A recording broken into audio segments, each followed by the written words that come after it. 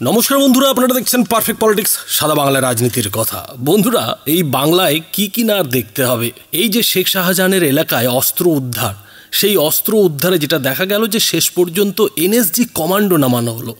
এবং NSG commando নামানোই নয়, একেবারে অত্যাধুনিক প্রযুক্তির রোবট এনে সেই বিস্ফোরক উদ্ধার করা হলো।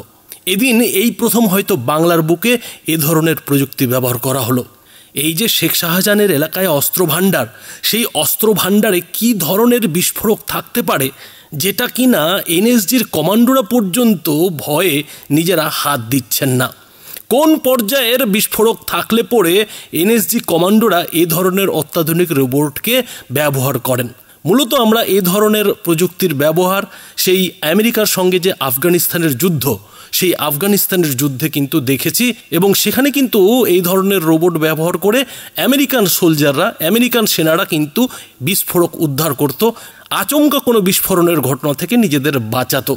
কিন্তু সেই আফগানিস্তানের ঘটনায় আজকে আমরা বাংলার বুকে দেখতে পাচ্ছি যে সেই অত্যাধুনিক প্রযুক্তির রোবট কিন্তু সন্দেশখালির মাটিতে শেখ শাহজাহানের গড়ে একেবারে ঘর থেকে বিস্ফোরকের ব্যাগ নিয়ে কিন্তু বাইরে আসছে। বন্ধুরা, এ ধরনের রোবটকে সাধারণত এক্সপ্লোসিভ অর্ডিন্যান্স ডিসপোজাল রোবট বলা হয়। এ ধরনের রোবট সাধারণত যেসব এলাকায় উগ্রপন্থীরা ডেরা বেঁধে থাকে, উগ্রপন্থীরা মারাত্মক বিস্ফোরক লুকিয়ে রাখে, সেই সব বিস্ফোরক উদ্ধারের কাজে ব্যবহার করা হয়। এবং বাংলার বুকে বন্ধুরা আপনারা জানেন যে এর আগে কিন্তু নানা ধরনের ভয়াবহ বিস্ফোরণের ঘটনা ঘটেছে। এবং সেই সব বিস্ফোরণের ঘটনায় বহুবার কিন্তু বাংলার জঙ্গি যোগ প্রকাশ্যে চলে এসছে। এবং বাংলার সঙ্গে সেই যে জঙ্গি যোগ, সেই জঙ্গি যোগের কিন্তু নানান তদন্ত এনআইএর তরফে করা হচ্ছে। সেই সব তদন্তের বহু কিন্তু এখনও চলছে। এবং তার মাঝখানে যেটা দেখা গেল যে যখন কিনা লোকসভা ভোট একেবারে মাথার উপরে চলছে, ঠিক সেই সময়ে এই শেখ শাহজাহানের এলাকায় একটি বাড়ি থেকে বাড়ির মেঝে খুঁড়ে সেখান থেকে বিস্ফোরক উদ্ধার করছে এনএসজি। এবং সেই বিস্ফোরক যাতে কোনো ধরনের দুর্ঘটনা না ঘটায় তার জন্য এই বিশেষ ধরনের রোবট ব্যবহার করতে হচ্ছে। এবং এ ধরনের রোবট ব্যবহার করা মানেই বন্ধুরা বুঝতে পারছেন যে বাড়িটি থেকে অস্ত্র উদ্ধার করা হয়েছে, মেঝে খুঁড়ে অস্ত্র ভাণ্ডার পাওয়া গিয়েছে, সেই বাড়িটিতে কোন ধরনের বিস্ফোরক লুকিয়ে রাখা হতে পারে সেটা কিন্তু বন্ধুরা নিশ্চয়ই আঁচ করতে পারছেন।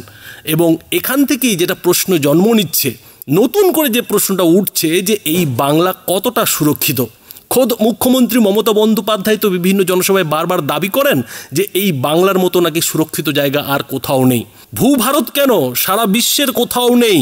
কিন্তু সেই বাংলার বুকেই দেখা যাচ্ছে যে একেবারে বিস্ফোরক উদ্ধার করতে অত্যাধুনিক প্রযুক্তির রোবট নিয়ে আসতে হচ্ছে। আর সেই রোবটকে দিয়ে বিস্ফোরক ভর্তি ব্যাগ কিন্তু বাইরে নিয়ে আসা হচ্ছে। এখন এই যে বিস্ফোরক, সেটা কোন লেভেলের বিস্ফোরক, কোন ধরনের বিস্ফোরক, সেটা নিশ্চয়ই পরে জানা যাবে। সেটা যারা ফরেনসিক বিশেষজ্ঞ তারাই বলতে পারবেন।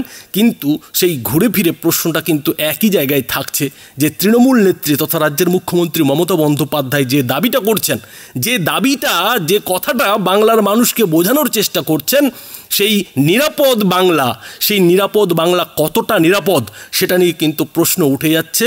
কেননা খোদ মমতা বন্দ্যোপাধ্যায় নিজেই বলেন যে নিজের কানে শুনবেন আর নিজের চোখে দেখবেন। তো বাংলার মানুষ আজকে যেটা নিজের চোখে দেখতে পাচ্ছেন সেটা আসলে কি? সেটা কি পুরোটাই নাটক, যেমনটা কিনা মমতা বন্দ্যোপাধ্যায় দাবি করেন যে সমস্ত কিছুই নাকি বিজেপি নাটক করাচ্ছে, সিবিআই, ইডি, এনআইএকে দিয়ে সমস্ত রকমের নাটক করে ষড়যন্ত্র করে নাকি বাংলাকে বদনাম করার চেষ্টা চলছে?